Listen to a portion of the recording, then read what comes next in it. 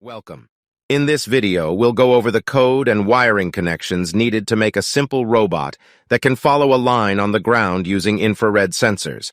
We'll cover the different functions in the code, explain what each line does, and show you how to wire up the components to your Arduino board.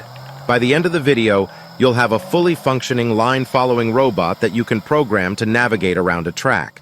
So let's get started and dive into the world of robotics with Arduino, the lineFollower. The define statements at the beginning of the code are used to define symbolic names for the pins and values used throughout the program. By using symbolic names instead of hard-coding the pin numbers, it makes the code more readable, easier to understand, and maintainable. For example, in the code define front LED A3, the symbolic name front LED is defined as A3, which is the analog input pin on the Arduino board used to control the front LED. Similarly, define BL-LED A2 and define BR-LED A1 define the pins for the back, left, and right LEDs, respectively. The define statements are followed by the function declarations. Moving on to the setup function, it is called only once when the microcontroller starts up. In this function, the pins are initialized as inputs or outputs, depending on their usage in the code.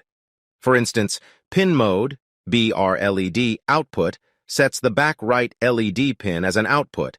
Pin mode, IR1, input, sets the IR sensor 1 pin as an input, and so on.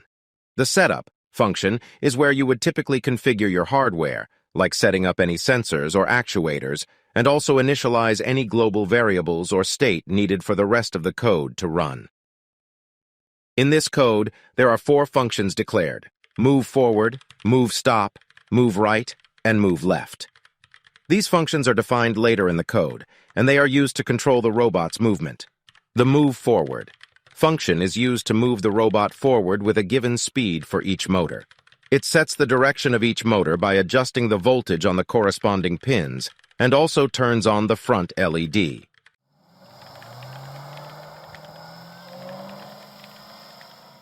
The move stop function is used to stop the robot by setting the voltage on all motor pins to low and turning on the back LEDs.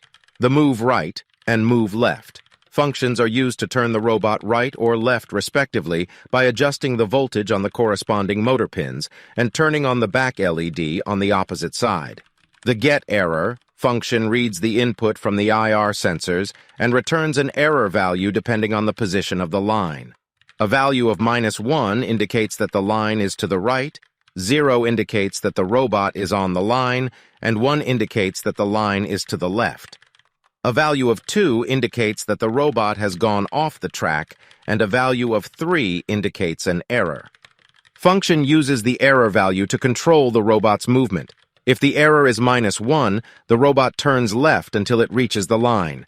If the error is 0, the robot moves forward. If the error is 1, the robot turns right until it reaches the line. If the error is 2 or 3, the robot stops. The loop function repeatedly calls the lineFollower function to control the robot's movement.